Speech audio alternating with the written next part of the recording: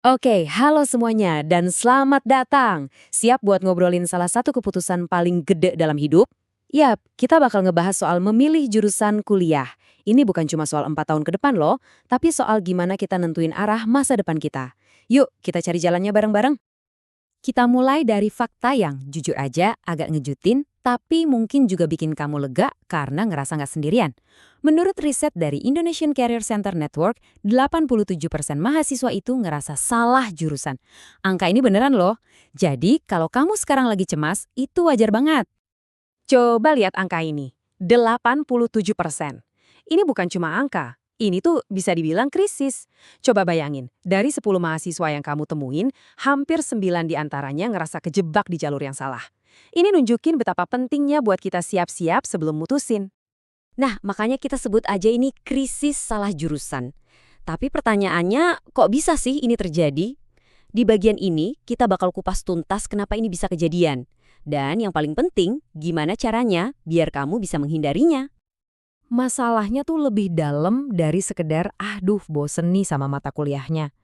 Coba deh bayangin, waktu, biaya, sama energi yang udah dikeluarin bisa kebuang sia-sia cuma gara-gara pilihan yang kurang pas. Ini kan investasi gede dalam hidup kamu. Jadi, ayo kita pastiin pilihan kamu itu tepat. Biar kita nggak kejebak, kita harus tahu dulu dong jebakannya di mana aja. Anggap aja ini kayak kita lagi lihat peta ranjau. Kalau kita tahu di mana bahayanya, kita bisa lewat dengan aman.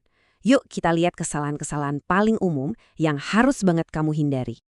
Coba, ada nggak dari daftar ini yang bikin kamu mikir, wah ini gue banget. Entah itu tekanan dari orang tua, cuma ikut-ikutan temen biar barengan, atau ngejar gengsi aja. Coba jujur sama diri sendiri. Ini tuh jebakan-jebakan klasik yang bikin banyak orang salah langkah.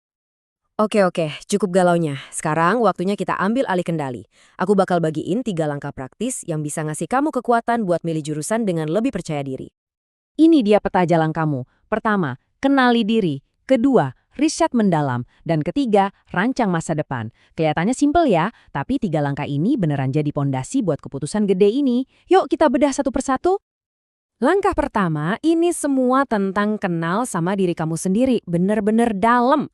Apa sih yang bikin kamu semangat? Apa yang suka kamu lakuin sampai lupa waktu? Nah, ada alat bantu kayak tes Riasek yang bisa ngasih gambaran tipe kepribadianmu. Kamu itu tipe realistis, investigatif, artistik, sosial, enterprising, atau konvensional. Dan nyocokinnya sama karir yang pas. Langkah kedua, saatnya jadi detektif. Jangan cuma karena nama jurusannya keren terus kamu langsung pilih. Coba deh selidiki lebih dalam. Mata kuliahnya ngapain aja sih?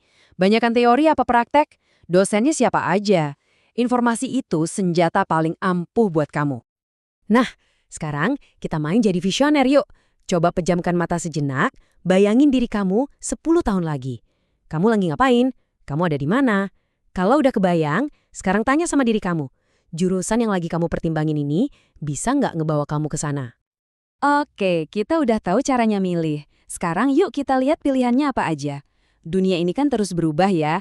Nah, ada loh beberapa jurusan yang mungkin kamu belum pernah dengar, tapi masa depannya cerah banget. Jurusan yang paling dibutuhin tuh nggak selalu yang paling populer loh.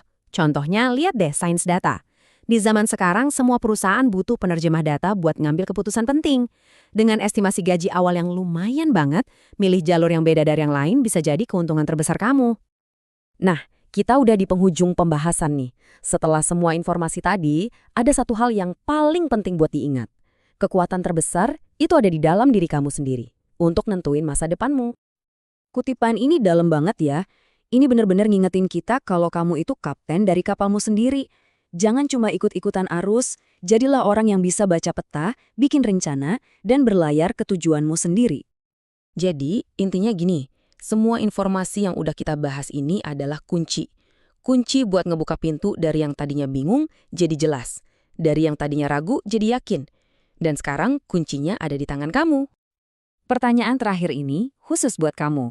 Kamu udah punya petanya, udah punya kompasnya. Jadi, petualangan apa yang nunggu di depan sana? Jalan mana yang bakal kamu pilih? Pilihlah dengan bijak dan nikmati perjalanannya.